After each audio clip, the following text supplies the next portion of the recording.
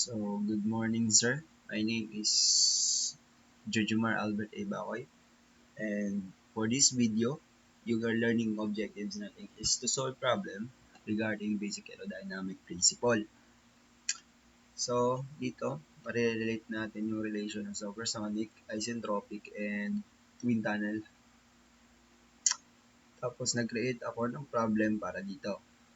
So, yung sample problem na create ko is in a supersonic wind tunnel that has a velocity at test section of 320 meter per second with a temperature and pressure of 518.69 Kelvin and 793 kilopascal at the reservoir and 283 at the section, yung Kelvin.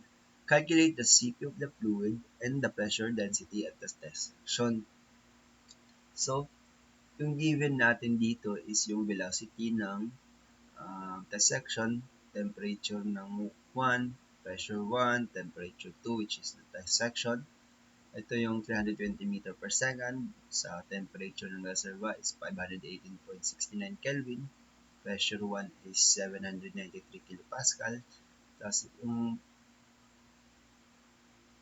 temperature 2 is 283 Kelvin. So, hanapin muna natin yung Cp ng fluid.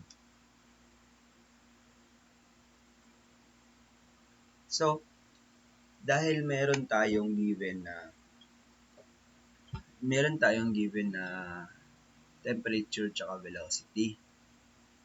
So, need natin i-relate yung relationship ng temperature tsaka velocity. Pero, alam natin na yung velocity ng reservoir, which is the starting point sa system ng wind tunnel, is 0. So, meaning, walang velocity yung reservoir. So, may given tayong T1, may given din tayong T2. So, makukuha natin yung Cp. Gagamitan lang natin ng algebra. So, tinranspose ko yung Cp-T2 sa kabila, magiging negative Cp-T2. Tapos yung 1/2 velocity 1 squared, tinranspose ko. Pero negligible naman yan kasi magiging 0 pa rin yan. Tapos yung Cp-T1 minus Cp-T2, in-algebra ko, finactor out ko yung Cp para siya na lang yung matira. Tapos, so Cp times T1 minus T2, i-divide ko yan.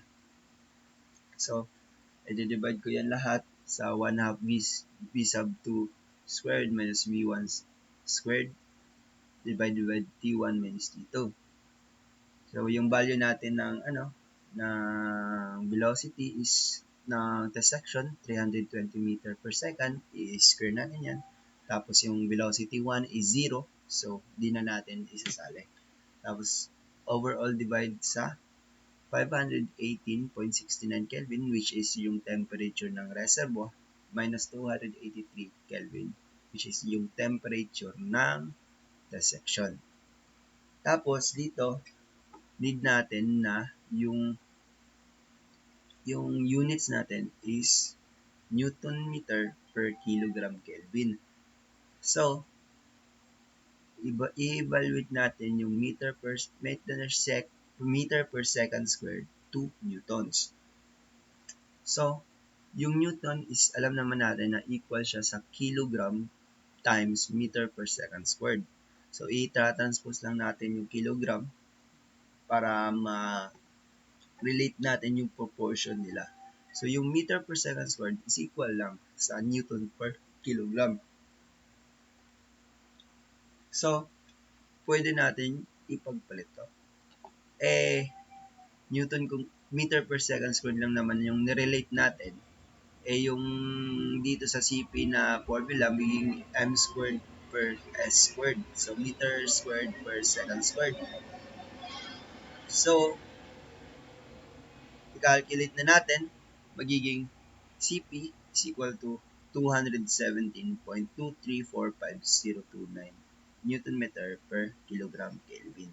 I-store natin yan kasi kakailanganin natin yan. So, yung para makuha yung pressure density at test section using isentropic process, need natin yung isentropic analysis. Kasi alam naman natin na yung supersonic is compressible. So, at tapos yung sa compressible is alam natin na yung process niya is walang heat added. Tapos, reversible din siya kasi yung uh, nakakabalik pa rin siya sa starting point niya. So, now, alam naman natin na yung relationship ng pressure to pressure sa temperature in isentropic analysis is P2 over P1 is equal to T2 over T1 to the power of K over K minus 1. So, yung K natin dito, gagamitin natin yung air kasi wind tunnel naman yung ginagamit nating system. So, yung given natin na pressure 1, which is 793 kilopascal, ita-times natin siya sa temperature ng test section over 518.69 Kelvin to the power of 1.4 over 1.4 minus 1. So, yung P2 natin is 95.13671.436 kilopascal. Yun na yung sagot natin sa pressure ng test section. So, paano natin makukuha yung density? Wala namang given na density 1. Pero, nakuha na natin yung pressure 2, tapos given yung temperature 2. So, magagamit natin yung equation of state. So, rho is equal to pressure over RT. Wala namang given na R. Pero, nakuha natin yung CP. So, yung CP is equal lang yan sa RK over K minus 1. Itra-transpose natin yan, so magiging CP times K minus 1 all over K. So, yung magiging formula natin ulit is P over CPK minus 1 times T all over K. Tapos, yung all over K na yan, lilipat yan sa taas kasi yan yung relation ng dividing a fraction. So, PK magiging pressure times constant is over CP times QY minus 1 times T. So, dyan, makukuha na natin yung density, which is yung store B natin, which is the pressure, times 1.4, which is constant ng air, tapos times 1.4 minus 1, times A, times 283 Kelvin. Yung A natin is yung CP. So, yung magiging sagot natin is 5.416278071 times 10 to the power of negative 3 kilogram meter cube. So, yan po yung nagawa kong sagot, ay nagawa kong problem. And sana po natutunan. So, thank you po for listening. And that's all po.